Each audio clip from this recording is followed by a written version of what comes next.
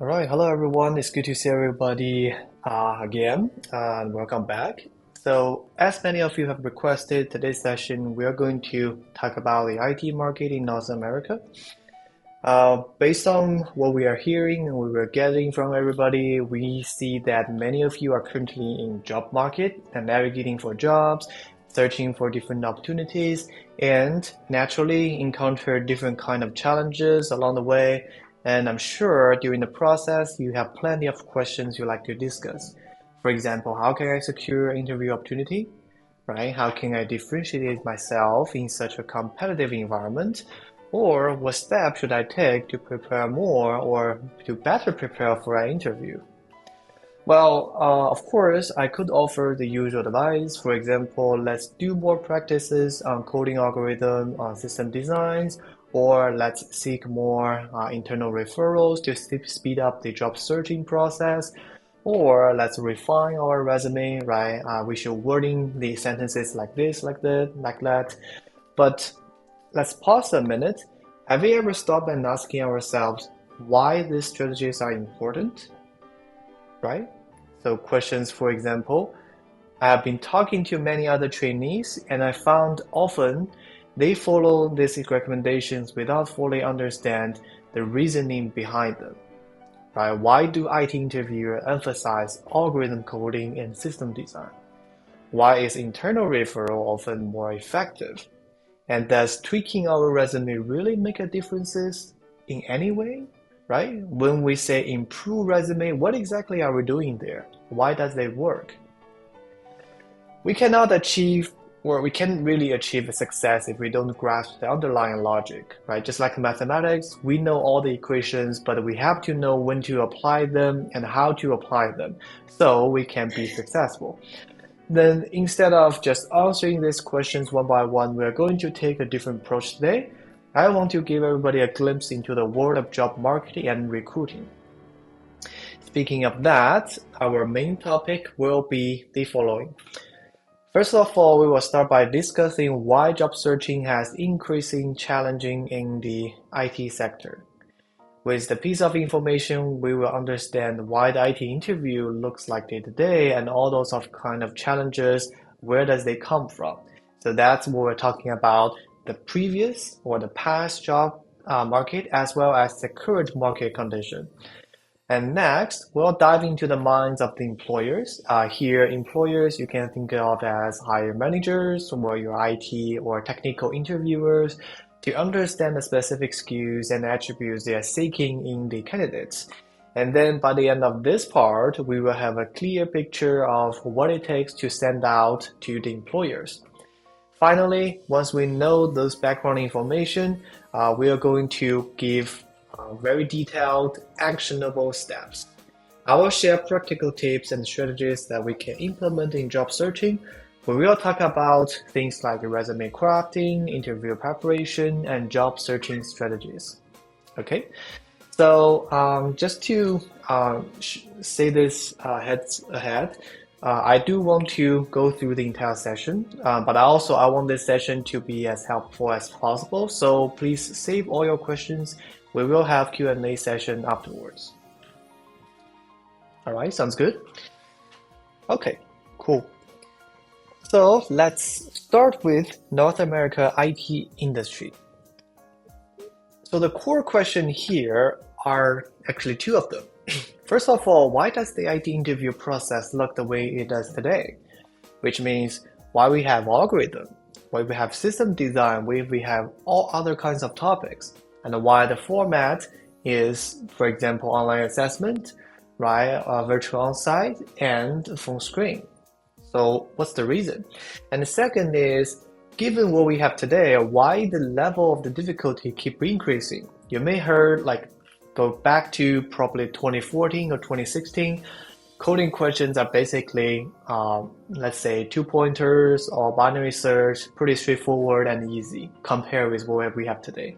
So why it is getting more and more harder? So to fully understand these questions and get the answer, it is helpful to take a step back and look at how industry has evolved over the past years. So I want to start with the really early stages, which is 2009 all the way to 2014. So in the early days of IT, things were quite different, as you can imagine. The IT industry was basically very similar as all the other industries, with a really okay salary and a limited number of positions. If we take software engineer, this position as example, right, we see from 2009 and 2014, the salary is it's keep increasing. It's a little bit higher than the other industry, but overall, as you can see, the increasing rate is pretty stable, right?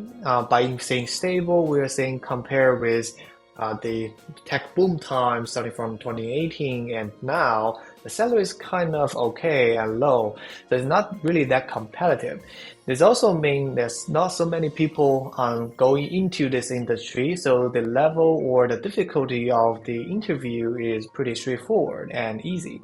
So anyone who is qualified have a relative straightforward path to securing this job, right? If we're looking at what we have, the interview process was much simpler, right? Company was primarily focusing on the basic algorithm problems and the core programming concepts, depending on what kind of coding or programming you choose, like C++, C Sharp, Java, etc. And you may heard that part of the employee or the interviewers, their emphasis was even on testing IQ through questions that didn't necessarily require a deep technical knowledge. Here, exactly one example if you're looking at, suppose you had 8 identical balls, one of them is slightly heavier and you are given a balance scale. What's the fewest number of times you have to use the scale to find the heavier ball? If you do enough coding problem today, you already realize this is nothing but a binary search. But back to that time, we don't have fancy algorithm coding, we just have a straightforward IQ questions like this. Okay, and aside from that, degrees in computer science were highly valued as well, that because they were seen as the direct indicator of a candidate's potential. So at that time, the industry was more about having the right credential rather than the right experience because everybody was new to this area.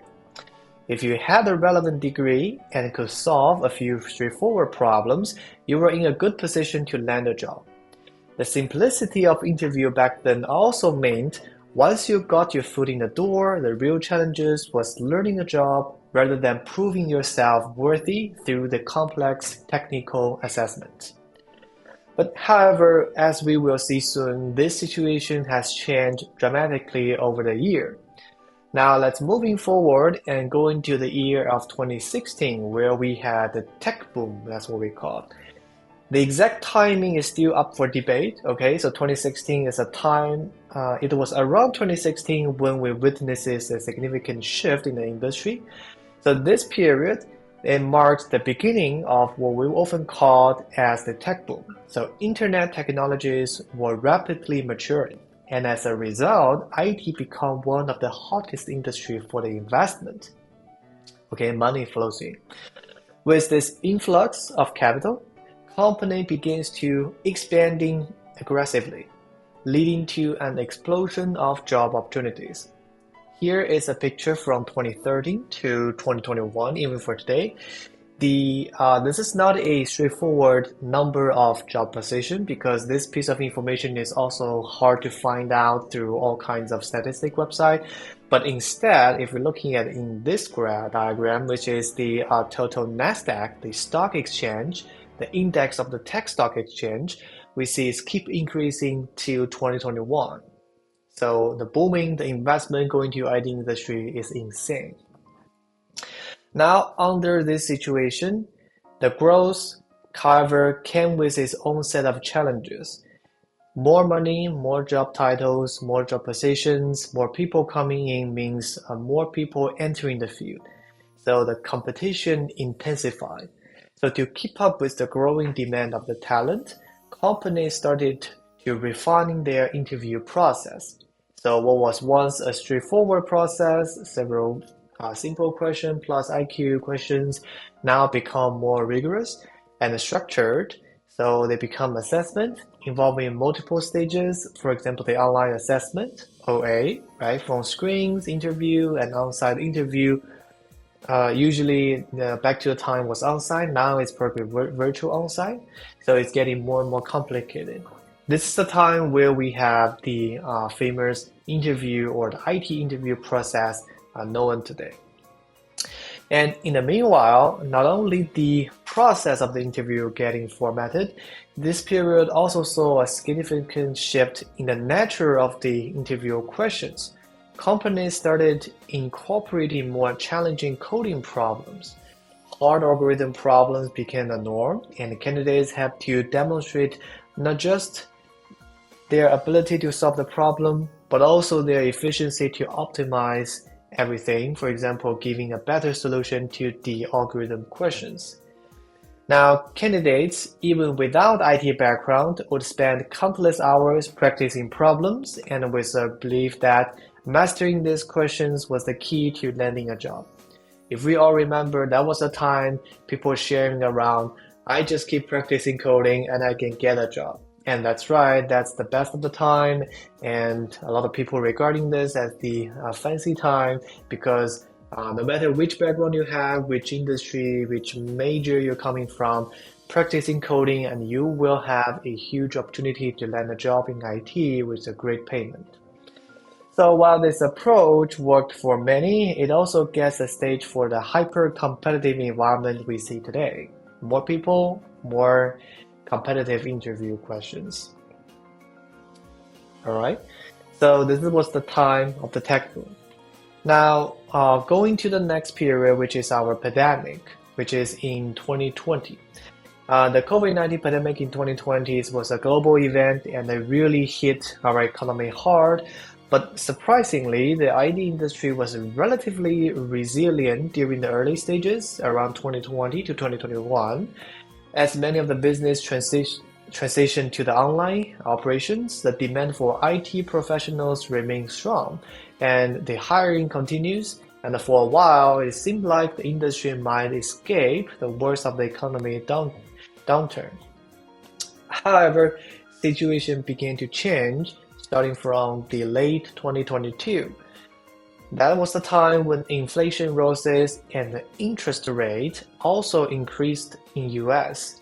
Now, because the interest rate increases, investors become more cautious. Right? I'm gonna earn more money if I putting them in bank instead of investing IT. So many investors choose to hold on to the money rather than investing into IT, which is a usually high risk investment type. So this leading to a tightening of the budget across the entire industry. IT companies facing reduced investments begin to cut back on the hiring, and in some of the cases even start to laying off our employees. So here is the table showing the open tech jobs starting from 2022.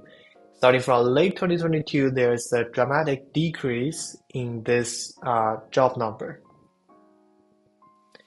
Now, knowing all the history, we have a clear idea why this IT industry has evolved into today's situation and why, as a people who want to join IT, we found the interviewer is really at high level, it's very high level difficulty. So for current situation, IT job market is more competitive than ever.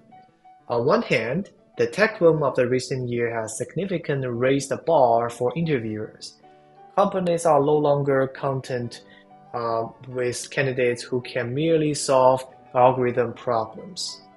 And on the other hand, tighter budget have reduced the number of available positions and further intensified the competition. We now have fewer job openings, but an increasing number of candidates waiting for those opportunities. Here is a diagram showing the increasing in the level of the interview difficulty, and the purple column showing a decreased number of total open tech jobs we have over the past few years.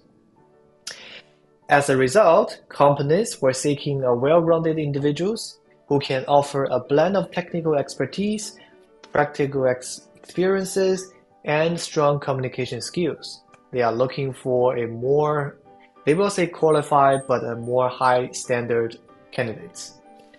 In some cases, we know, right, because of layoff, senior developers trying to get a job and they are even competing for entry-level positions. That make it even worse and the interview process even more challenging for entry-level positions, most of the time for new grads. Okay, so this is basically we need to understand about the job market because we know this, we know the market current situation, and then we know what we're going to expect for the future. Now, here, the question becomes, do we still have a chance? Like Zach Berg from Meta said, we will need to operate more efficiently than our previous headcount reduction to ensure success. They are looking for, by saying they, the business looking for less people, looking for a tightened budget, but they are still looking for more. So they are raising their standard for recruitment. So the market is undoubtedly full of challenges, but is there still a way to succeed? And absolutely, the answer is yes. But to navigating this landscape effectively, to share with everybody how to succeed, it is crucial to, again, take a step back, understand what employers are looking for in candidates in the first place. Only we understand the requirements from employers, we are able to prepare ourselves, right? So that brings us to the second step, which is shifting focus to what employers, or most of the time, our hiring manager are really looking for from our candidates. In today's IT industry, there are several key skills and attributes that can make or break your chances of landing a job. Okay, so from our past experiences, all those information we are gathering, those 5 areas are the one hiring manager looking forward the most. They are working experiences, coding skills, soft skills, relevant degree, and Ivy League school. Let's take a look at them one by one. So first of all, working experience, or sometimes you could expect system design here as well, because working experiences is basically about your domain knowledges, your technical stuff, also reflected in your system design. So in this part, they are looking for your previous project details, and they will testing you on design questions, right? Design questions are always divided into a high level, which we regarding as system design from the entire scope, design a full application, or sometimes also a low level design, which is called the OOD design, we call object-oriented design. And if you're searching on YouTube or any other channel or media using English, you will see like North America, we always call this OOAD, Object-Oriented Analysis Design, but they're basically kind of the same thing. So the second thing is about the coding skill.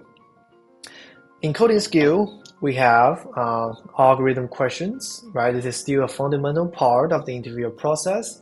But however, today's interview often go beyond just solving a problem, right? They are not just, please give me the answer. They will test you the ability to write a clean code, write efficient code, right? And write a maintainable code. This means the understanding of time and space complexity as well is also important. And you should be able to optimize your solution and knowing when to prioritize the readability over clearnesses. Okay, so the next part is about communication, right? Regardless of companies, regardless of what time period we are looking for a job, strong communication skills are always essential. This isn't just about being able to speak clearly or write well, it's about being able to explain complex technical concepts to non-technical stakeholders, collaborators, and other folks. It also means we can collaborate efficiently with team members, able to navigate difficult conversations with empathy and professionalism. This is also called as the soft skills most of the time. And if you heard about Amazon, right, the BQ, the behavior question, mainly was working on the communication part and your working style part. Well, lastly, of course, degree and education are still important. For recent grads, having a degree in the relevant fields, particularly from a prestigious state institution, can still give you an edge. However, this is becoming less of a guarantee to success in the industry, especially for experienced worker or you want to competing for a non-entry level job. The importance of the degree and education are decreasing during this process. Okay, so those are the five, or we call four, right? Because degree and education usually they are combined together. So those four area we are considering them important. Those are the qualifications or qualities of a candidate that the hiring manager is seeking for. So naturally, the question is why these skills matters, right? This sounds reasonable. You must coming from a good college or good education, proving you are clever. But we always say like education doesn't mean everything, right? So why hiring manager using or listing this as the skills they are seeking for? So the reason is hiring manager looking for these qualities because they are not just looking for people who can do the job. They are looking for people who can add value to their team with minimum supervision. Today is a fast-paced working environment, especially under this current job market. We have less people, but we still have a lot of business to do. So teams are often under pressure to deliver high-quality results on tight deadlines. This means that every new hire needs to hit the ground running, contributing to the team and to the team's productivity as quickly as possible, right? And candidates who are with these qualities usually perform better in this process because they can do two things better. One, they can spend less time during the onboarding time, and there will be less learning curve. This is from time perspective. The time cost for the company, for the hiring manager, for the team are guaranteed. The second is the error tolerance. The more proficient a new hire is with their work, the less likely they are going to make mistake, right? And with less mistake, we can minimize the losses that errors can cause. So this is the second part about error tolerance. So those are the two key factors hire manager is seeking for. Because to the core, hire manager do nothing but help the internal team to recruit. So to do more profit, to operate better, internal team need new hire or new candidates with time cost efficiency and error tolerance efficiency. That is why they put up all those five qualities. So those five qualities usually means you can do better in this area. Okay, so in this part, what is the section that getting ignored the most? If we're looking at, sorry about the menu, let's continue. So in this section, we understand working experiences, we understand coding skills, and we also understand this educations, but there's one part we overlooked a lot, which is the working experience, right? This is because during the old time, a lot of new grads, they are competing or they are heavily practicing on coding, algorithm, basic programming knowledges, and they are able to land a job. So there was an impression that if you spend enough time on algorithm, you have a high chance to winning a job. That is not wrong, but there's a lot of luck inside. One of the part in the lucky side is you have more headcount, so you are more likely to get offer. Right, that's natural causes. But now within a limited number of positions, algorithm coding questions cannot or will not be the only factor we need to consider. So in this situation, working experience are becoming more and more important. Actually, this is now a deciding factor. It plays an important role. Why? We also talked to one of our friends in AWS, in Amazon. It is a solution architect, and what he said is, If you don't understand what you are doing now, which means your current work, your current job, chances are you will end up confused here as well, right? If you don't know what you were doing in your previous company, in your previous experiences, how am I expecting you gonna do well in my company, in my team? Then why do I even bother interview you or having you to be a part of the team, right? It doesn't make me fault tolerance, it doesn't save my time. So in the past, positions were abundant, as we just mentioned, so we can focus in our algorithm, right? It's a good way, but now working experience are more important than ever. It's not only a nice to have, it's a deciding factor. So given that, how employers assess working experiences? How are they gonna testing us? So very straightforward and very simple. The way they are doing this is through project story. So hiring manager and technical interviewers often assess our working experience through the project story, which is the part of the words we're writing our resume, right? They will evaluate whether we understand the business details of the project we recently get involved in. A common interview question is, can you introduce the most recent project you worked on? Right? It's a simple question, but it has a lot of details. And it is very hard to say I have a perfect answer to this question. But before we go and talk about more detail, let's first understand. We know project story probably will have a very vague idea. Okay, that's the part I'm writing on my resume.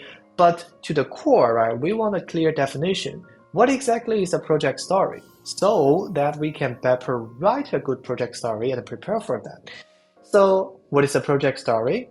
A project story is a detailed description of your recent work experience, covering the entire process, every single perspective. For example, what project were you involved in your previous experiences, right? Either in your college, in your university, or in your previous job position?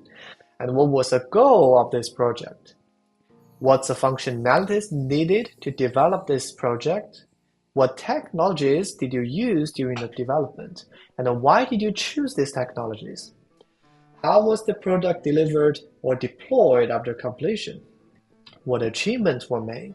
Are there any follow-up plans for the product, such as new iterations, right? New features? So these are defining, or this question define a project story. So by looking at these questions, we will quickly find out that the employers are more interested in the overall understanding, what we say in the domain details, not just simply the technologies you have used. Right? I'm not interested in whether you're using Java, C#, Python, you're using Django framework or Spring Boot, you use Redis. Doesn't matter. I want to understand why you are using them, right? From the domain perspective, how do you incorporate these technologies with your project? So a well-crafted project story not only highlights your technical skills, but also demonstrates your ability to think critically about the work you have done. It should show that you understand why behind the decision. Okay, not just what, it's why and how. For example, if you choose a particular technology stack for a project, you should explain why it was the best choices given the project's requirements, the constraints, and the goals, right? This level of detail shows that you are not just a coder, right?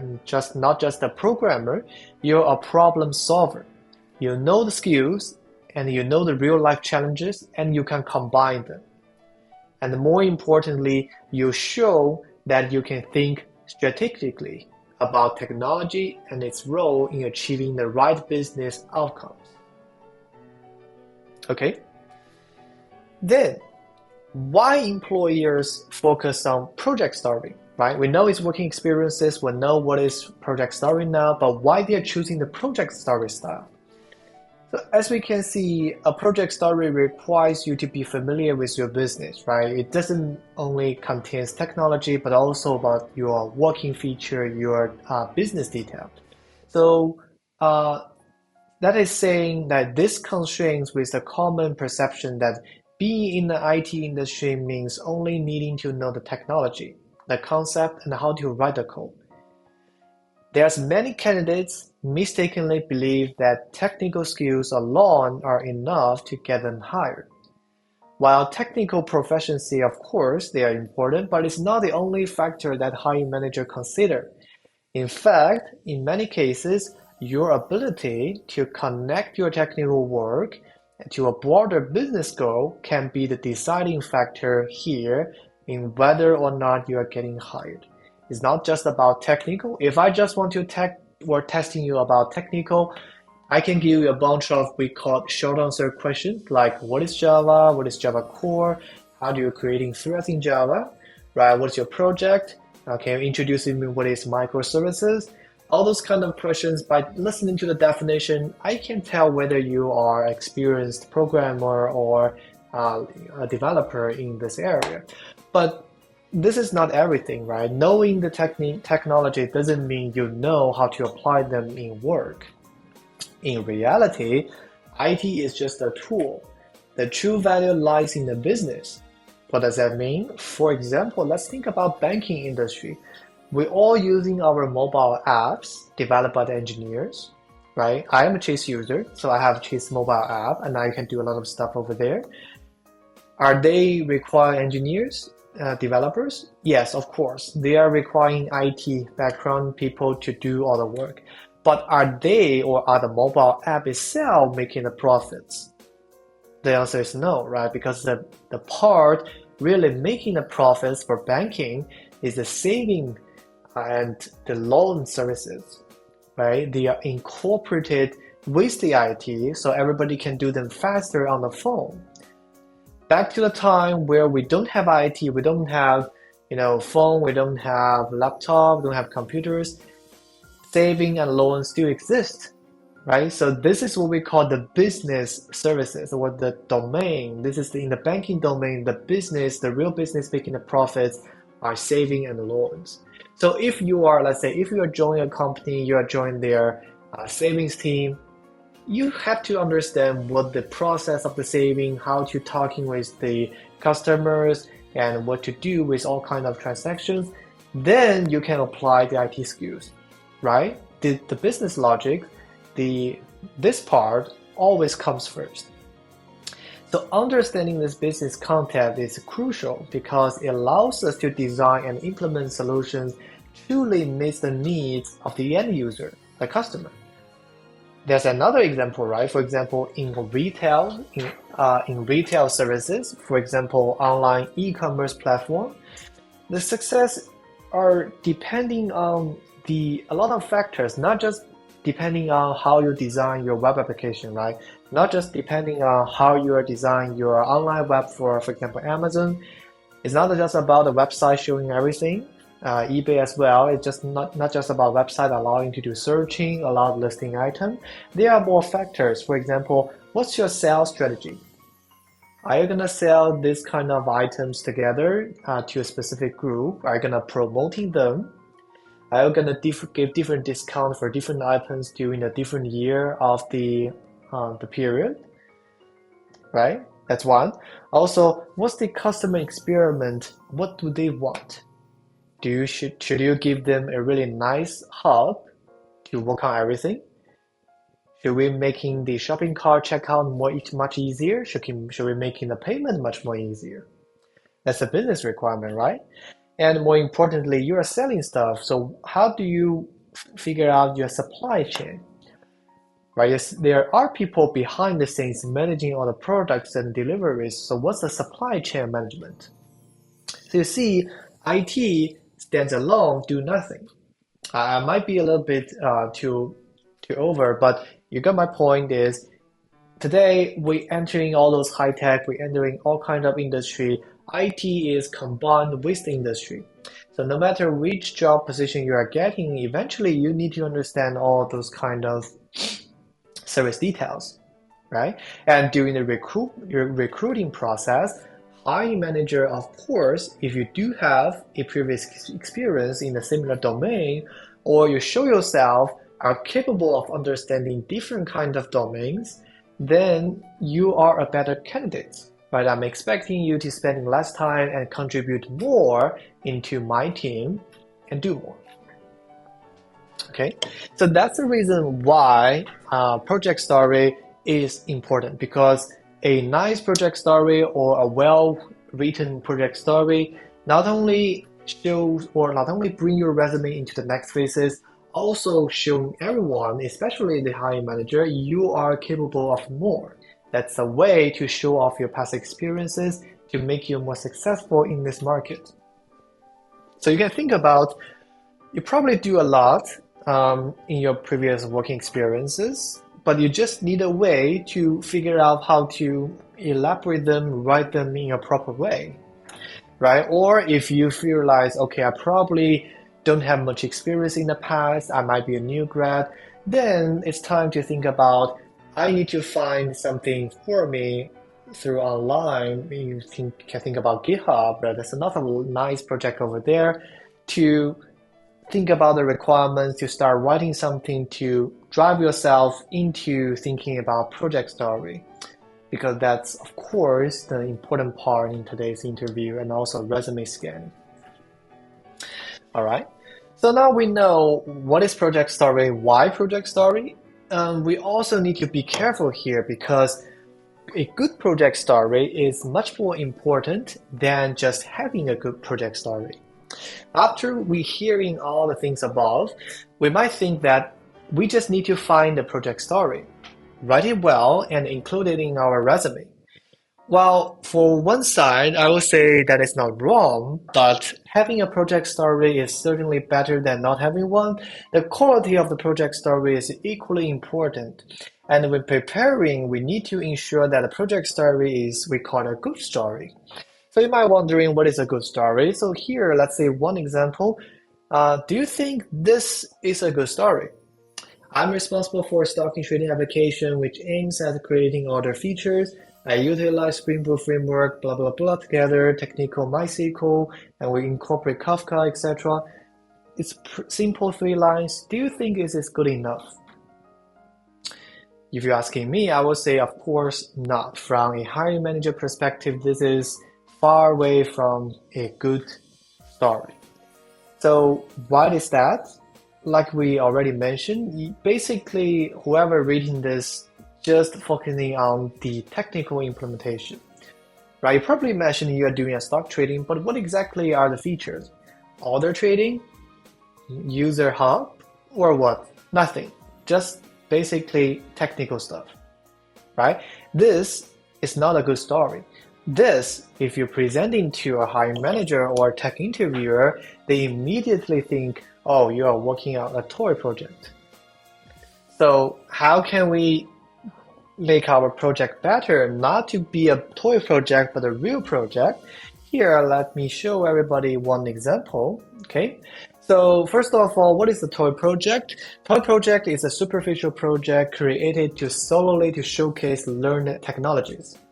So probably you don't need to know what is a toy project, but you have to know how to identify what is a toy project so you can avoid to write yourself a toy project. So everything in toy project is to showcase technologies, right? There's no meaningful connection with real-world business processes, and it often lacks depths and complexities, making them easy to spot by experienced interviewers.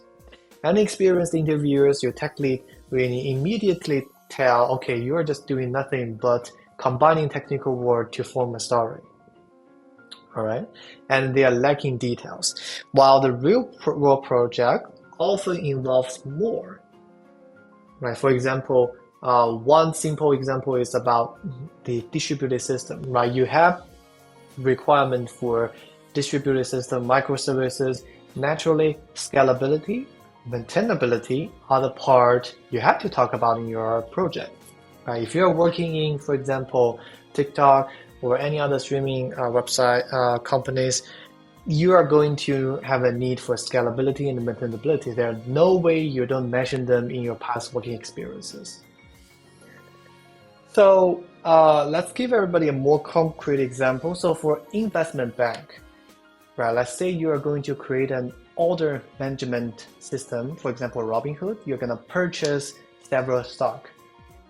How can you write this into a good project story? So for those who don't understand much about the detail, they probably just write something like, I'm designing a project, allow user to buy and sell stock, and here is the technology I use, right? And that's bad. If you really go into the real project, you need to understand how investment bank really works, right? Like we said, what exactly are the business, the actual business without IT time? So do you know there are customer side, application side, broker side, right? Do you know there are middle offices? There are back offices? There are regulators, clear houses. So there's a lot of keywords here you don't need to memorize, but the key thing is, do you know behind the scenes there are different departments, they are real in work, they are already working on this business, IT feature on this one, or digitalize this, it's just like bring a live feature to the digital world. Do you know how the live feature works? Do you know how order matching was the definition? Do you know there are stock exchange processes?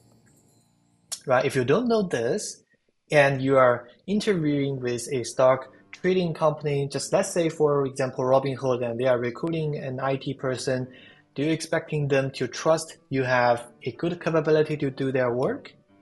Or do you believe they will choose someone who had a good project story, showcase, they know those details, the keywords, for example, middle office, back office, stock exchange?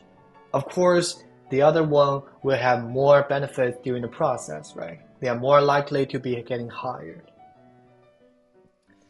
So now, here is where we pause a little bit, right? Because till now we understand the current job market, and we also briefly introducing the key factors the interviewers, the hiring managers, they are looking for. And we know in today, coding, are they important? And by saying coding, I mean algorithm. Are they important? Sure, they are important. But how about the working experience? Let's don't forget, working experience is also equally important today. Okay, now finally, let's go to the practical devices for job seekers.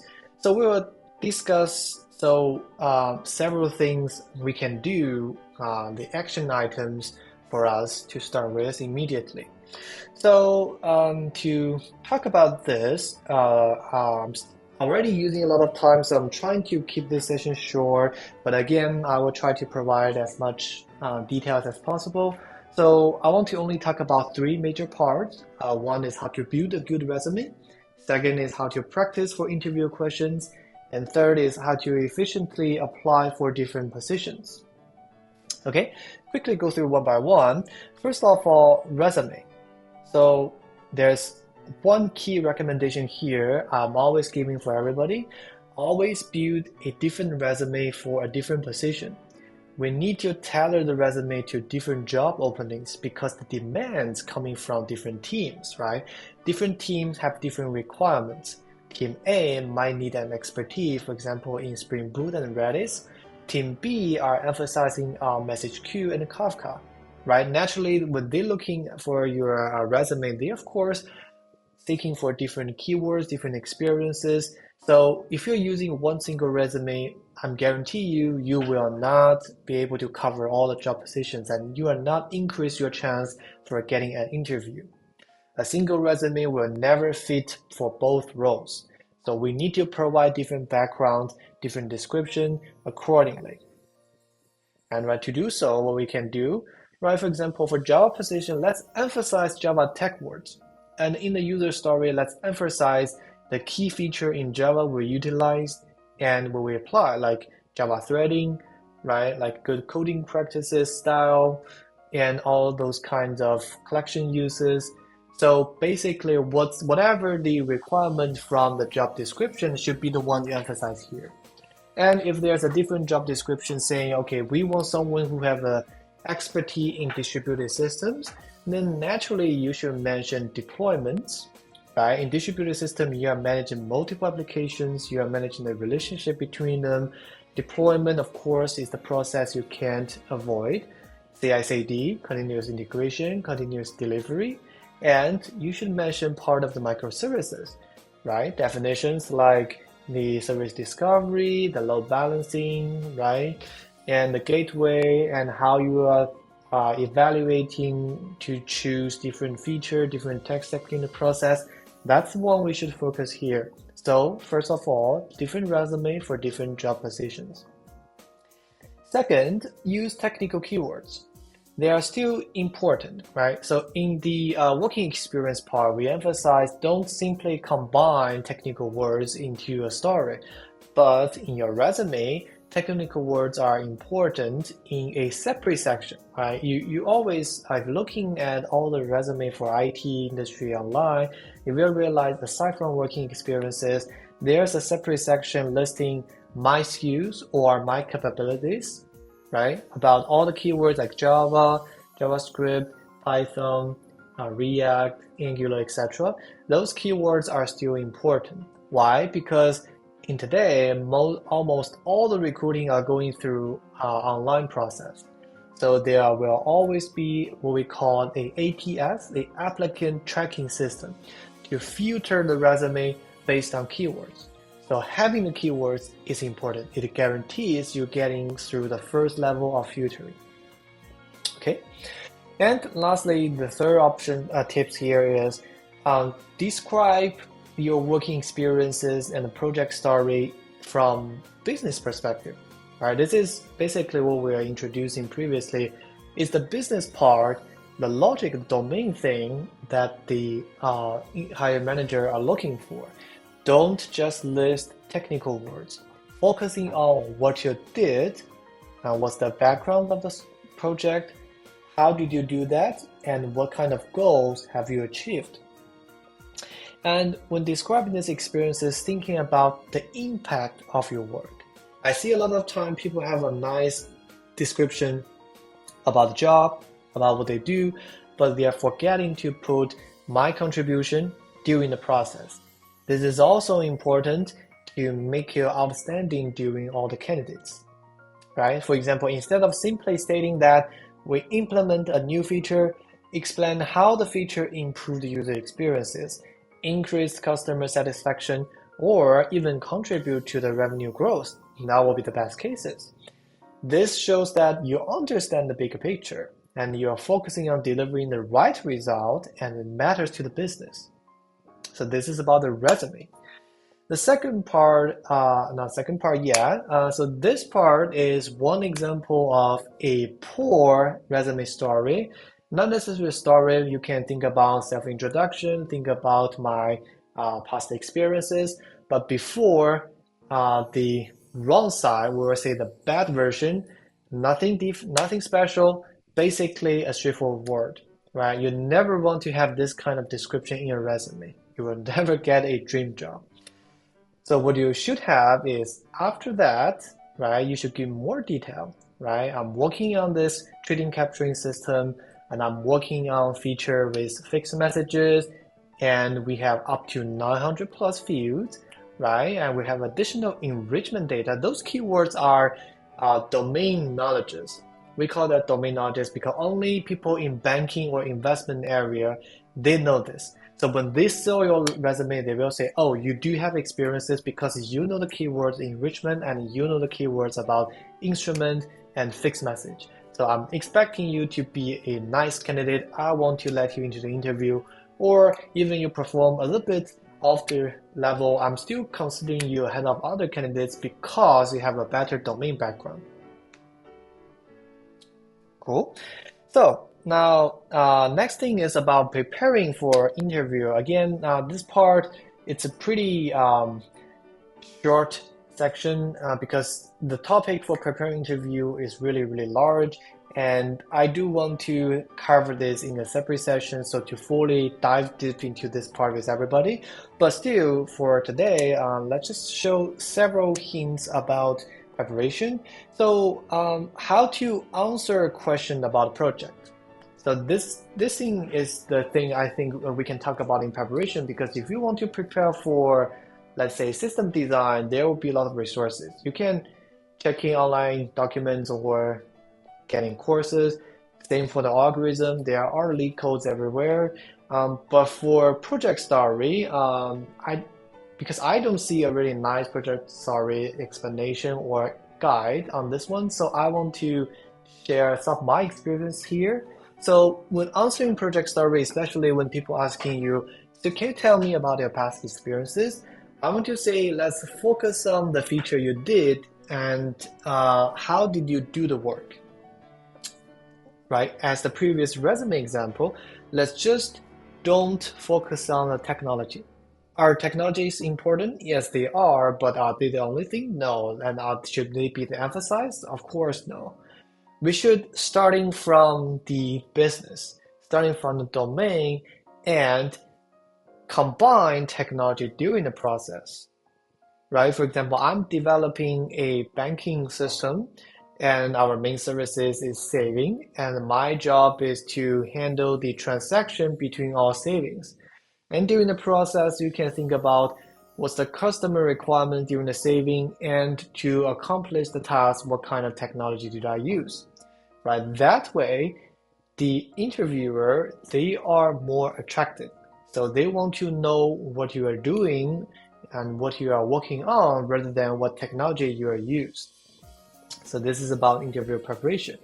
And do not overload the resume with purely technical terms. This will also leave the interviewer with no place to check with you, to talk with you on your project story. They are always going to talk to you about past experiences and project story. Okay? All right, and finally, it's about submit application. So for application submitting, I will say it's the same as the resume preparation. Don't use the same resume for every single application, right? It's pointless and it's a waste of time.